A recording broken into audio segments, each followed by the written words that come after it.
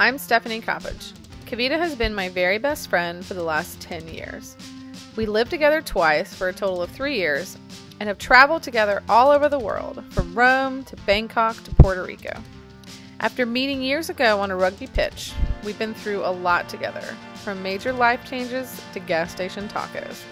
While our eyebrow size or hair colors may have changed, our friendship hasn't. I would say I know her pretty well. I thought I'd pass on some of my knowledge to Dwayne to help him out. As we all know, Kavita can be an interesting creature at times.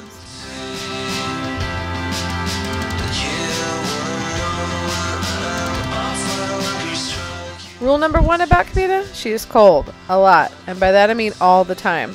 She'll wear a sweater in the summer and is the only adult I know who still enjoys onesie pajamas.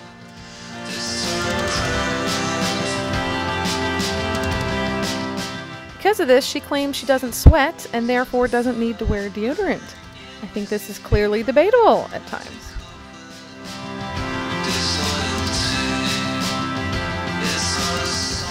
Another thing is, many times she is not in the mood to take a smiley vacation photo, no matter where you are, and she simply just won't have it. Sometimes if you want a photo like this, such as yourself with a nice view, you may have to go through about 17 takes of something like this just to get there.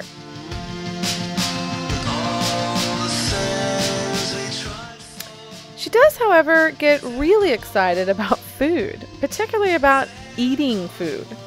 All types of food also, including those that are unknown hanging meats or have non-English labels. I think Dwayne's already figured this one out though, as just about every weekend they celebrate their love by feasting.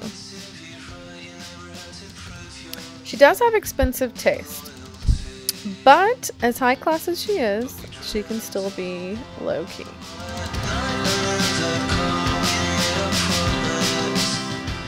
She will on occasion like to get dressed up in costume or sing karaoke, or on really special days, she will do both. Listen, don't tell me she doesn't look exactly like Madonna in the 80s.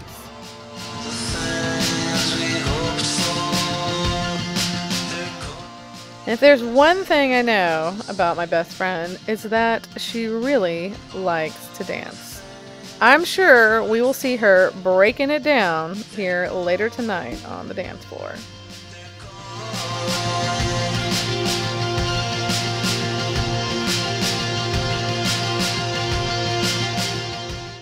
But the best part, Dwayne, is that she's a wonderful person. You've married one of my favorite people in the whole world. She is the smartest, funniest, and best friend you'll ever have. She has supported me through some hard times in my life and always accepted me as is. Well, except when I'm too loud. You're very lucky to have her as your wife. She's up for any adventure, whether it's rappelling down hundreds of feet or hanging out in a Vietnamese jail. She will keep you laughing into your 90s with her animal mating calls and ridiculous nicknames.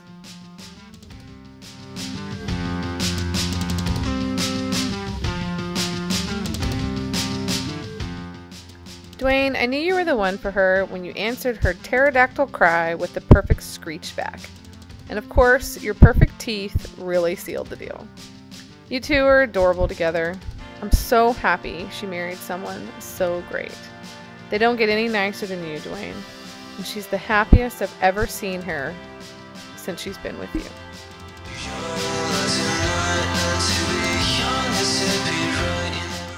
I can't wait for y'all's little Indian Cajun babies in a few years. That will still not read before mine. For those that don't know, Kavita and I have a competition going about whose children will read first. Those with an Indian parent or those with a parent who owns a reading center. We'll update everyone in a few years.